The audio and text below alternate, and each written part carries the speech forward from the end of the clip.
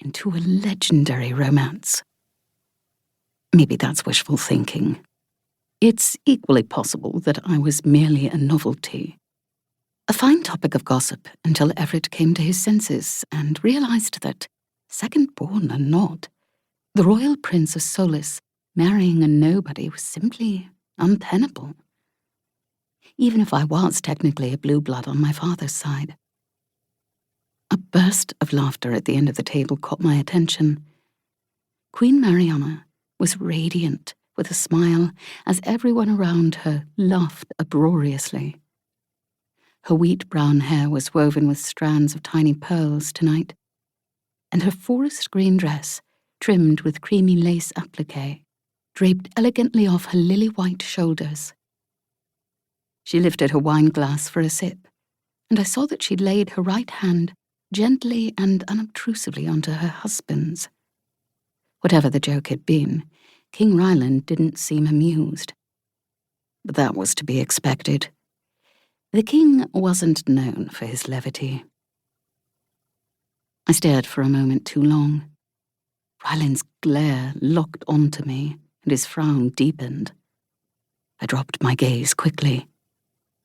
Out of everyone of consequence in the palace, the king was the only one who had yet to warm to me. I poked at my vegetables with my fork, calculating how much luster I had left. Only 3 vials. Possibly enough to soothe Ryland's suspicions of me for a few days. But that was hardly worth it. I would have to meet with Seraphina soon and see about replenishing my stock. My stepmother wouldn't be happy about it. But at this point, losing control of the delicate balance I'd created would prove fatal. "Lady Ashlyn, what do you think?" asked Lord Hollish. I set down my fork and looked up. Everyone at our end of the table was watching me expectantly. Damn it. I needed to get better at scheming and conversing at the same time. "I beg your pardon?" I dabbed my napkin at the corner of my mouth. "I'm afraid I wasn't paying attention." "That's all right," said Lady Tar something. What was her name? "It wasn't terribly interesting." A good-natured laugh rippled through the guests, but I just took a sip of wine. Hollish owned one of the largest luster factories in the city, and it was safer not to risk antagonizing him if I could help it. Wealth and power were 2 things I always tried to keep on my side. Judging from the venom-laced smile that Lord Hollish was currently levelling at the drunk Lady Talia, he was the sort of man who kept a precise tally of enemies and allies. Not that she noticed.